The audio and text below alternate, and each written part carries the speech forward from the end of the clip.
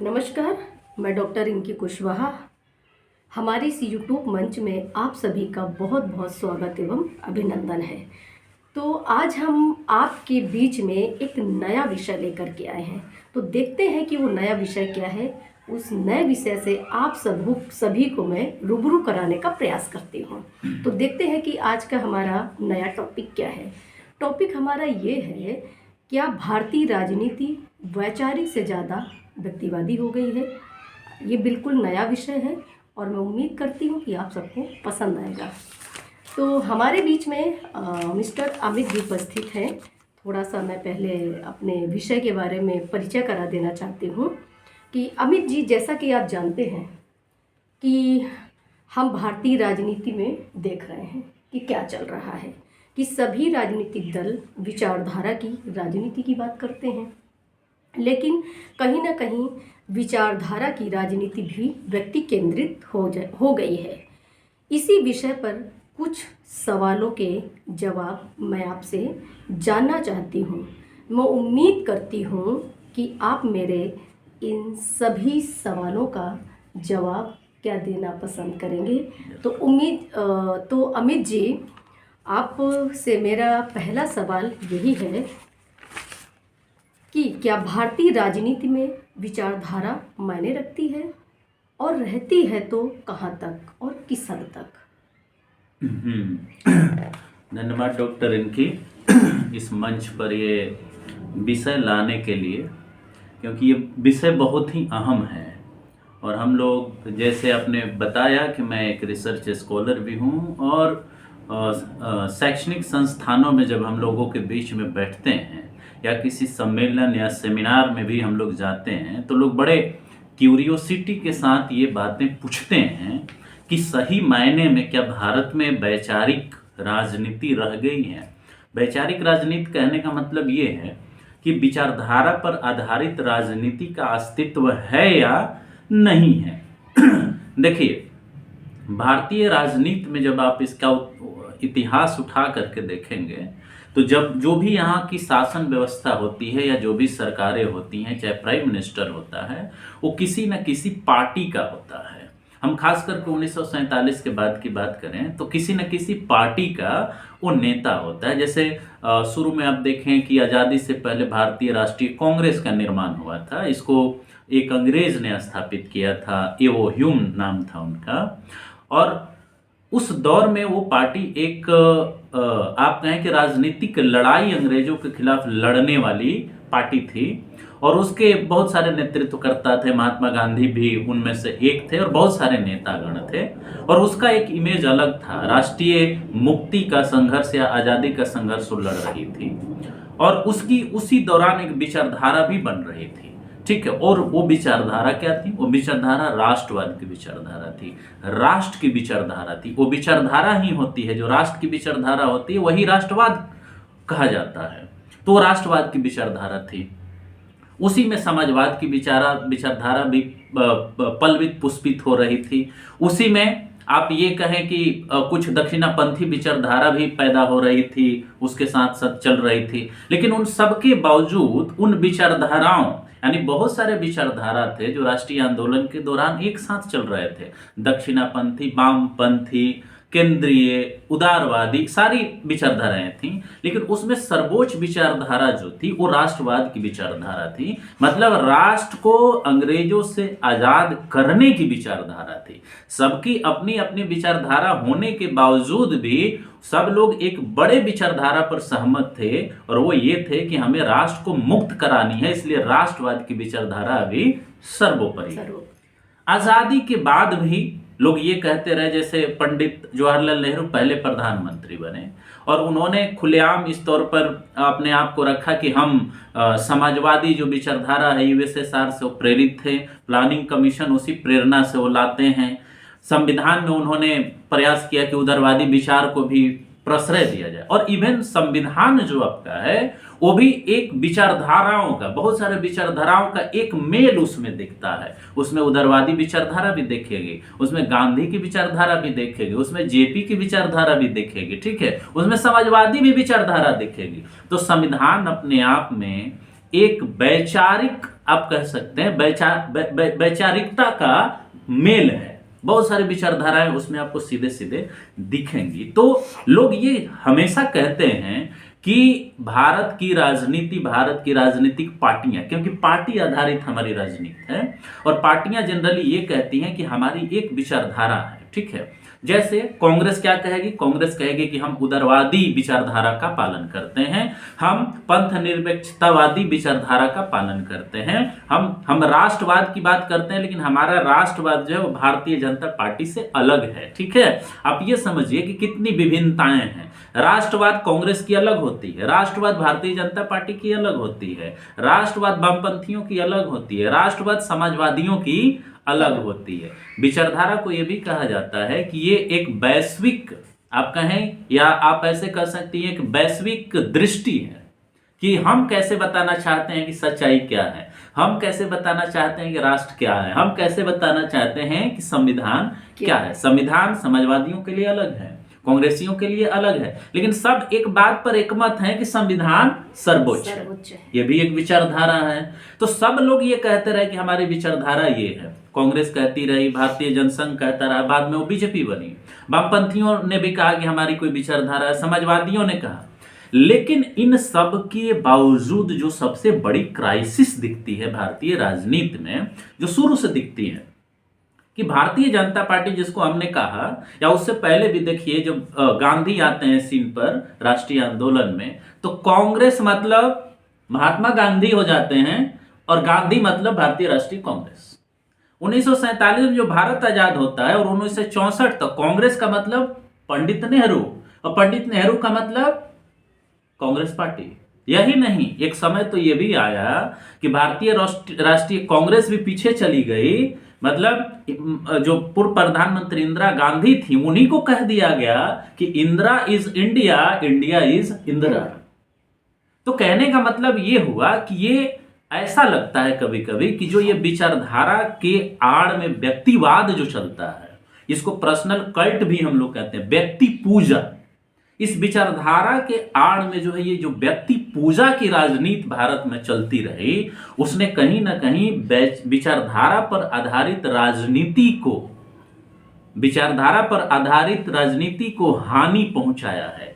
आज किसी से भी कहिएगा कि भारतीय राष्ट्रीय कांग्रेस में किसका चलता है, तो सीधे कहेगा कि राहुल गांधी का या गांधी परिवार का, ठीक है। मतलब आज भी आप देखें तो उस संगठन में सबसे बड़ा इन्फ्लुएंस गांधी परिवार का है। अब सवाल ये उठता है कि क्या गांधी परिवार का कोई व्यक्ति का उसमें चलता है, तो क्या वो विचारधारा के हिसाब से चल रहा है या उस व्यक्ति की सोच और समझ के हिसाब से चल रहा है? तो इसमें जो व्यक्तिवादी राजनीति है और विचारधारा की राजनीति है, इसमें बड़ा अंतर विरोध दिख रहा है। यही बात भारतीय जनता पार्टी में भी आप उठा के देखिए। प्रधानमंत्री और अमित शाह के इर्द गिर्द ही पूरी भाजपा की राजनीति चल रही है, ठीक है। अब उसमें यह कहना कि हम विचारधारा की राजनीति कर रहे हैं या व्यक्तिवाद की राजनीति कर रहे हैं, ये बड़ा ही अटपटा सवाल बन के उभरता है। और आप ये समझ पाए कि व्यक्ति डिसाइड कर रहा है कि विचारधारा डिसाइड कर पा रही है, ये बड़ा मुश्किल है। लेकिन इतना जरूर कहा जा सकता है कि विचारधारा और व्यक्तिवाद की राजनीति एक दूसरे का पर्याय बन गया है। विचारधारा के आड़ में व्यक्ति अपने आप को प्रमोट कर रहा है और व्यक्ति के आड़ में वो विचारधारा प्रमोट हो रही है। ये परिस्थिति बन गई है। जैसे एक और एग्जांपल आपको दें, जैसे भारतीय जनता पार्टी को कहा जाता है कि ये संघ का अभिन्न अंग है, उसका अंग है। अब देखिए, संघ का सारा एजेंडा प्रधानमंत्री के द्वारा लागू किया जाता है, सरकार उसका क्रेडिट लेती है, प्रधानमंत्री को क्रेडिट दिया जाता है। तो एक तरह से क्या हो रहा है कि विचारधारा को एक व्यक्ति के द्वारा लागू किया जा रहा है, तो व्यक्ति भी उसी में अपना जगह खोज रहा है और ये कह रहा है कि हम अपना एजेंडा लागू कर रहे हैं, मतलब उस विचारधारा को लागू कर रहे हैं। और विचारधारा ये कह रहा है कि प्रधानमंत्री देश के सबसे अच्छे प्रतिनिधित्व कर रहे हैं, तो उससे उसको भी फायदा हो रहा है। तो विचारधारा और व्यक्ति एक तरह से खिचड़ी की तरह मिल गया है। और ये डिफरेंस करना बड़ा मुश्किल है कि राजनीति विचारधारा की हो रही है कि व्यक्ति की राजनीति हावी है। लेकिन जिसको राजनीति करना है वो इस दोनों को लेकर के चलने की कोशिश कर रहा है, बताने की कोशिश कर रहा है कि हमारी विचारधारा है लेकिन असल में ये भी दिख रहा है कि विचारधारा नहीं, वो व्यक्ति को आगे बढ़ाने का जरिया बनता जा रहा है, जो हमें लगता है कि संविधान की विचारधारा और लोकतंत्र की विचारधारा के खिलाफ है। ऐसा नहीं होना चाहिए। ये मेरा आपके पहले सवाल का जवाब है। बहुत अच्छा आपका जवाब रहा। दूसरा सवाल आपसे ले लेते हैं कि दूसरा सवाल देखते हैं कि क्या है कि विचारधारा राजनीति और व्यक्तिवादी राजनीति विरोधाभासी है। आप इसको किस नज़रिए से देखते हैं? हाँ, देखिए, जो हमने लास्ट में पहले सवाल के जवाब के अंतिम में जो बात कही, उसी बात को और थोड़ा सा फर्दर इसमें एक्सप्लेन करने की कोशिश करूंगा, क्योंकि हमने उसको टच करने का उसमें प्रयास किया था। तो भारत की राजनीति एक तरह से मतलब उनके लिए बड़ा ही मुश्किल है जो ये समझने का प्रयास करते हैं कि व्यक्तिवादी राजनीति और विचारधारा की राजनीति में क्या संबंध हैं, या संबंध हैं तो क्या वो संबंध विरोधाभासी है, एक दूसरे का विरोधी है, या दोनों साथ साथ चल रहा है। तो देखिए, इसमें आप कुछ ऐसा अप्रोच नहीं डेवलप कर सकते, ऐसा स्टैंड नहीं ले सकते और कहें कि नहीं केवल विचारधारा की राजनीति चल रही है, ऐसा भी नहीं। या ये कह दें कि केवल व्यक्तिवाद की राजनीति चल रही है, यह भी गलत है। ये इन दोनों को जब एक साथ आप जोड़ के देखते हैं, तब भारतीय राजनीति का एक कोहेरेंट पिक्चर आपके सामने आता है, क्योंकि ये दोनों एक साथ साथ चल रहे हैं। और भारतीय राजनीति का पूरा इतिहास उठा के जब आप देखिएगा ना, पूरा इतिहास हम 1947 से लेकर के अभी तक और उससे पहले के भी इतिहास को आप देखेंगे कि भारतीय राष्ट्रीय आंदोलन भी चल रहा था। उस समय विचारधारा एक तह में जरूर थी राष्ट्र की, लेकिन व्यक्ति सबसे इंपॉर्टेंट था। गांधी जी बहुत इंपॉर्टेंट थे, सरदार पटेल बहुत इंपॉर्टेंट थे, और कुछ ही लोगों के इर्द गिर्द पूरी राजनीति चल रही थी। तो कहने का मतलब कि विचारधारा की राजनीति अगर आपको करनी है तो व्यक्ति केंद्रित राजनीति को भी समझना होगा। 1947 के बाद जितने प्राइम मिनिस्टर बने, और एक कहावत है भारतीय राजनीति में कि भारत में 3 ही व्यक्ति पावरफुल होता है, चाहे वो तो या तो पीएम, या तो सीएम, या तो डीएम। अब इस बात को मैं थोड़ा एक्सप्लेन करना चाहता हूं।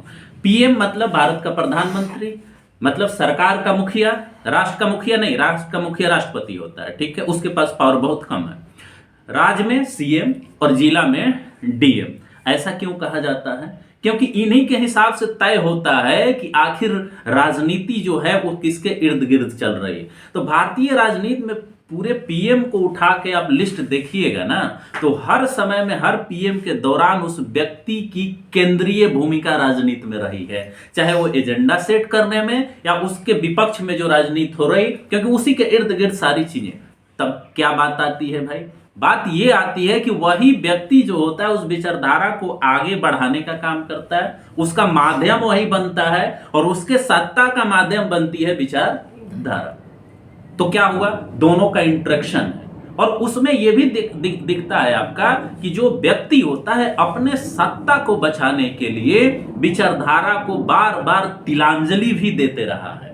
और किसके साथ गठबंधन करेगा? जो गठबंधन की सरकारें भारत में रही हैं वो विचारधारा के आधार पर नहीं है, सरकार बनाने के आधार पर रही हैं।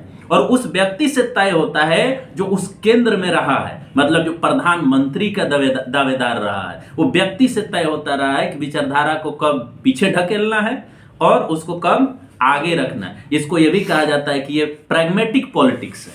प्रैग्मेटिक पॉलिटिक्स का क्या मतलब है? यहाँ सत्ता के लिए विचारधारा को त्याग देना।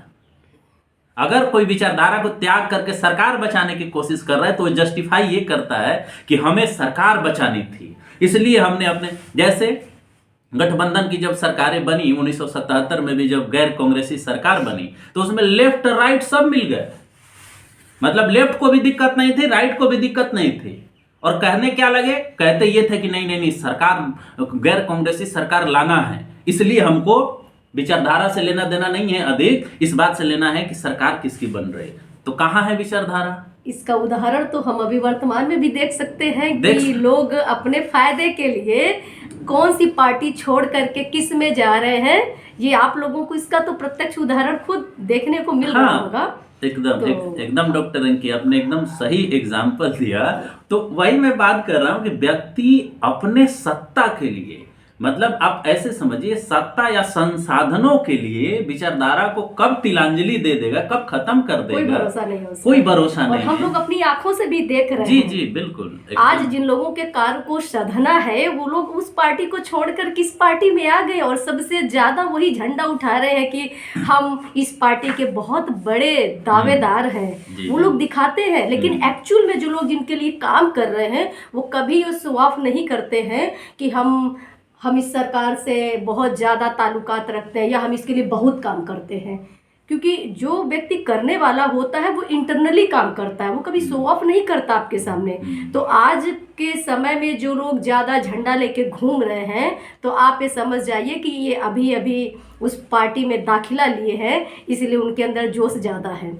तो हम अपना आपका आंसर कंटिन्यू रखना चाहेंगे। तो वही मैं आपके उसी बात को मैं थोड़ा सा और आगे बढ़ा के कहना चाहता हूं कि ऐसी परिस्थिति भारत के राजनीति में देखी जा रही है कि केवल जनता का वोट जब लेना होता है तो विचारधारा की बात करेंगे। जैसे सामाजिक न्याय एक बहुत बड़ा पॉपुलर शब्द बन गया है, ठीक है। आजकल खूब लोग सामाजिक न्याय की बात करते हैं। असल में ये सामाजिक न्याय का केवल नारा है। जो लोग ये नारा दे रहे हैं, इस विचारधारा का नारा दे रहे हैं, असल में उनका इतिहास रहा है सामाजिक अन्याय का, समझिएगा। लेकिन वो नारा इसलिए दे रहे हैं क्योंकि वोट बैंक की जो राजनीति है ना, उसमें जो जनसंख्या है वो सबसे ज्यादा पीड़ित, दलित, पिछड़े हैं, और उनको ये नारा बड़ा प्यारा लगता है। और जैसे ही नारा ये बोला जाएगा ना, तो लोग सोचेंगे हाँ ये तो हमारे बारे में सोचता है, और उसीलिए उसको वोट दे देंगे। अब समझिए, जबकि सच्चाई ये है कि वो नारा देने वाला व्यक्ति तो अन्याय का प्रतीक है ही शुरू से इतिहास में, लेकिन अब क्या मजबूरी हो गई है कि वो ये बात कह रहा है, ये लोग कम समझ रहे हैं, और उसमें वो अपने आप को प्रोजेक्ट करता है नेता बनाने के लिए, नेता बनने के लिए। तो बाद में जैसे ही वो सत्ता में आता है, जैसे ही उसकी सरकार बनेगी, तो वो लोग जिनके लिए वो नारा गढ़ा गया था वैचारिक स्तर पर, वो चला जाता है पीछे और व्यक्ति आ जाता है सामने। तो कहीं ना कहीं ये दिखता है कि विचारधारा का कोई मायने नहीं रह गया। मायने उतना ही है जितना उसका इस्तेमाल हम साधन के रूप में कर सकते हैं। जबकि साध्य क्या है? साध्य व्यक्तिवादी राजनीति है, उस व्यक्ति की राजनीति है साध्य, और साधन क्या है? विचारधारा। और यही इस देश के राजनीति की सबसे बड़ी संकट है, और ये विडंबना है, संकट है कि विचारधारा के आधार पर जो संविधान की विचारधारा होती है वो कहीं आप कहें कि पीछे चला गया है, और जो व्यक्ति की राजनीति, अब इवन संविधान का इस्तेमाल व्यक्तिवादी राजनीति को आगे बढ़ाने के लिए किया जा रहा है। सामाजिक न्याय का नारा खूब बुलंद कीजिए, संविधान का नारा खूब बुलंद कीजिए, जो दलित पिछड़ों के नेता हैं उनका नारा खूब बुलंद कीजिए, लेकिन जब काम करने की बारी हो तो सबसे ज्यादा कटता किनका है? उन्हीं का जिनका नाम लिया जाता है और उसमें प्रोजेक्ट किया जाता है किसी एक व्यक्ति को, और यही है व्यक्तिवाद की राजनीति। तो कहीं ना कहीं वंशवाद और परिवारवाद और व्यक्तिवाद ने विचारधारा की राजनीति का जो दायरा होना चाहिए, जो इंपॉर्टेंस होना चाहिए, उसको पूरी तरह से नेस्तनाबूद कर दिया है, खत्म कर दिया है, और ये बहुत बड़ी आपके लिए और हमारे लिए संकट का समय है। जी, बहुत अच्छा मेरे इस प्रश्न का आपने जवाब दिया, और बड़ी प्रासंगिकता के तरीके से दिया। वर्तमान में जो हो रहा है आपने उसी का उदाहरण दिया है, तो मुझे लगता है कि इससे अच्छा उदाहरण हमारे लिए नहीं हो सकता है। तो देखते हैं, अगला सवाल हमारा आपके लिए इंतजार कर रहा है। अगला सवाल मेरा आपसे अमित जी ये है कि क्या भारतीय राजनीति में व्यक्तिवादी विचारधारा हावी हो चुकी है? इसको आप किस रूप में देखते हैं? बिल्कुल, इसका जवाब मैं यस के रूप में दूंगा। लाख कहने के बावजूद, लाख नारों के बावजूद, आप जानती हैं कि भारतीय राजनीति में राजनीतिक पार्टियां, इलेक्शन कमीशन का ये इंस्ट्रक्शन है, उसका रूल है कि मैनिफेस्टो जारी करती हैं, और मैनिफेस्टो जारी करती हैं, और मैनिफेस्टो कहा जाता है कि उनके विचारधारा की राजनीति का रिफ्लेक्शन होता है। उसमें वो बताती हैं कि हमारी जो विचारधारा है वो विचारधारा इस देश को कैसे आगे बढ़ाएगी, लोगों का कल्याण कैसे करेगी, संविधान में दिए गए जो व्यवस्था है उसको कैसे आगे बढ़ाएगी। मतलब बहुत सारी बातें होती हैं उस मैनिफेस्टो में। उस मैनिफेस्टो से ये पता चलता है कि उनकी विचारधारा, राजनीतिक, सामाजिक, आर्थिक, सांस्कृतिक विचारधारा क्या है, और उसी आधार पर वो काम करेंगे, ये बात मान के चला जाता है। यही नहीं, ये जो सिटीजन्स हैं, जो वोटर्स हैं, उनको ये जज करने का, एनालिसिस करने का एक डॉक्यूमेंट मिलता है, जिसके आधार पर वो जान पाते हैं कि ये सरकार आएगी तो हमारे लिए क्या करेगी। अब इसका संकट ये देखिए कि सभी लोग डॉक्यूमेंट जारी करते हैं, मैनिफेस्टो जारी करते हैं, और ये भी संकट है कि इंडिया का वोटर्स कोई भी मैनिफेस्टो नहीं पढ़ता, ठीक है, जबकि उसको ये सबसे बड़ा लिटरेचर है पार्टियों के बारे में जानने के लिए, विचारधारा के बारे में जानने के लिए। अब आते हैं उस सवाल पर कि ये कैसे व्यक्तिवादी होता जा रहा है। कुछ पार्टियों को छोड़ दीजिए जो कैडर आधारित पार्टियां हैं, कैडर आधारित तो भारतीय जनता पार्टी भी है, लेकिन उसमें भी व्यक्तिवाद किस कदर बढ़ा हुआ है ये बात किसी से छुपा नहीं है, ठीक है। दूसरी बात, वामपंथी कुछ पार्टियां हैं जो कैडर आधारित हैं, जिसमें आज भी परिवारवाद का असर नहीं दिख रहा है, ठीक है, लेकिन वो भी हाशिए पर हैं, वो भी मतलब एक तरह से उनके अपने कारणों की वजह से भी वो हाशिए पर हैं, ठीक है, उस पर बाद में चर्चा होती रहेगी। लेकिन जो मेन स्ट्रीम पार्टियां हैं, वो मेन स्ट्रीम पार्टियां जो विचारधारा की राजनीति थी, उसको इस तरह से व्यक्तिवाद के लिए इस्तेमाल किया है, और वो व्यक्तिवाद को इस तरह से इस्तेमाल करते हुए आप ये भी समझिए कि व्यक्तिवाद वंशवाद और परिवारवाद से अलग नहीं है। वो व्यक्ति का कैरेक्टर या व्यक्ति का उस पार्टी के अंदर, उस विचारधारा के अंदर, उस व्यवस्था के अंदर डोमिनेंस या वर्चस्व इसीलिए है क्योंकि किसी न किसी वो परिवार से या वंश से आता है। और इस तरह से उस व्यक्ति का, जैसे एक एग्जाम्पल भारतीय राष्ट्रीय कांग्रेस का लें, छोटी छोटी पार्टियों का लें, आप समाजवादी पार्टी का ले लीजिए, बिहार में राष्ट्रीय जनता दल का ले लीजिए, वहां जदयू का ले लीजिए, मतलब अगर मान लीजिए जैसे एक एग्जाम्पल जदयू का लेंगे तो उसमें वंशवाद नहीं दिखेगा, लेकिन नीतीश कुमार के अलावा कोई नहीं है, सब उन्हीं के इर्द गिर्द घूमेगा। आरजेडी में लालू प्रसाद यादव के अलावा कोई नहीं बोल सकता है, तेजस्वी के अलावा कोई नहीं बोल सकता है। कहेंगे क्या, हम समाजवादी विचारधारा के हैं, लेकिन चल क्या रहा है। उसी तरह भारतीय राष्ट्रीय कांग्रेस में विचारधारा की, संविधान की बात करेंगे, न्याय की बात करेंगे, लेकिन भाई इस नेता कौन बनेगा, तो माननीय राहुल गांधी बनेंगे। तो कहने का मतलब ये है, भारतीय जनता पार्टी का उदाहरण लेकर देख लीजिए, ये भी कैडर आधारित पार्टी है, ये भी कहती है विचारधारा के हम पार्टी हैं, लेकिन 2 ही 3 लोग सेंटर में है जो तय करते हैं कि सीएम कौन बनेगा, पीएम कौन बनेगा, मिनिस्टर कौन बनेगा, यूनिट का अध्यक्ष कौन बनेगा। निश्चित तौर पर यहाँ परिवारवाद और वंशवाद नहीं है, लेकिन निचले स्तर पर पूरा भरमार है, ये भी ध्यान में रखिएगा। भारतीय जनता पार्टी में भी ये भरमार है। नए जो भाजपाई हैं, जो कांग्रेस से होकर के आए हैं, वो सारे वही काम कर रहे हैं वहां पे, ठीक है। तो निश्चित तौर पर वहां पे व्यक्तिवाद जरूर है, वंशवाद कुछ हद तक कम है, लेकिन वहां भी है। तो कहीं ना कहीं लोकतंत्र और संवैधानिक व्यवस्था में व्यक्तिवादी राजनीति का होना ये बताता है कि आपके संविधान के ऊपर भी संकट है। संविधान समानता की बात करता है, संविधान न्याय की बात करता है, संविधान विचारधारा की बात करता है, लेकिन विचारधारा की राजनीति के नाम पर हम व्यक्तिवाद की राजनीति के तरफ जो बढ़ रहे हैं, जो सारे बुराइयों का जड़ बनता जा रहा है, वो व्यक्तिवाद वंशवाद को भी बढ़ा रहा है, करप्शन को भी बढ़ा रहा है, परिवारवाद को भी बढ़ा रहा है। और एक तरह से हम कहें कि जो लोक है ना, यहाँ जो गण है, जिसको लोकतंत्र में गण कहते हैं, गणतंत्र कहते हैं, तो गण का मतलब लोक, लोकतंत्र में भी लोक, वो लोक गायब है। और अगर लोक गायब है और व्यक्तिवाद के आधार पर राजनीति चल रही है, तो ये आने वाले संकट का इशारा है। अगर लोग नहीं समझ पा रहे हैं, यही दूसरी पार्टियों से आने वाले ही हमारे घर में छेद कर रहे हैं, यही सेंध लगा रहे हैं, और यही बात हमको समझने की जरूरत है कि इनको बाहर से आने वाले, दूसरी पार्टियों से आने वाले लोगों को किस हाशिए पर रखना है, कहाँ रखना है। तो यही मेरा जवाब होगा कि निश्चित तौर पर लास्टली, मतलब कंक्लूडिंग मैं अपना बात कर रहा हूं कि लास्टली देखिए, विचारधारा की राजनीति बहुत अच्छी राजनीति है और ये होनी चाहिए। जो संविधान की विचारधारा है वो विचारधारा हो, उसके अंदर जो सिद्धांत है वैसी विचारधारा हो, लेकिन अगर व्यक्तिवाद की विचारधारा आपकी राजनीति में ज्यादा डोमिनेट करने लगी तो संविधान को भी खतरा है, लोकतंत्र का स्पिरिट जो लोग होते हैं उन पर भी खतरा है, गणतंत्र में गण जो होते हैं, जो लोग ही होते हैं, उन पर भी खतरा है, क्योंकि कुछ लोग पूरे सत्ता संसाधन पर कब्जा कर लेंगे और ये कहीं से भी संविधान सम्मत नहीं होगा। यही मेरा जवाब है लास्टली आपके तीनों सवालों का। बहुत बहुत धन्यवाद अमित जी। हमारे सभी सवालों का जवाब आपने बहुत प्रासंगिक तरीके से भी दिया और बहुत तटस्थता, सरलता और विनम्रता के साथ दिया। तो चलते हैं इस यूट्यूब में मंच में मेरा आपका